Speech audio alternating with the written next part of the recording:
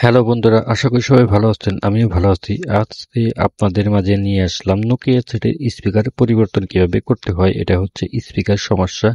এই স্পিকারটাকে কেমনে লাগাবো সেটাই আপনাদের দেখাবো। আপনারা ভিডিওটি শেষ পর্যন্ত দেখতেই থাকেন।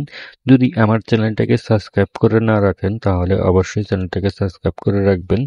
তো দেখতেই পাচ্ছেন আমি পুরো সেটটা খুলে নিচ্ছি। খুলে নেওয়ার পর আপনাদের দেখানোর চেষ্টা করব যে কিভাবে স্পিকারটাকে লাগাবো। আপনারা দেখতেই পাচ্ছেন সেটটা খোলা যাচ্ছে।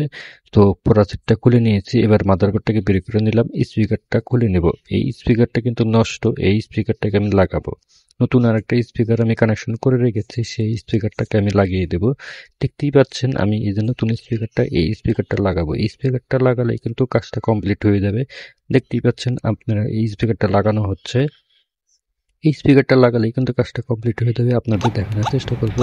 তো ভিডিওটা শেষটুকু দেখার জন্য অনুরোধ রইল।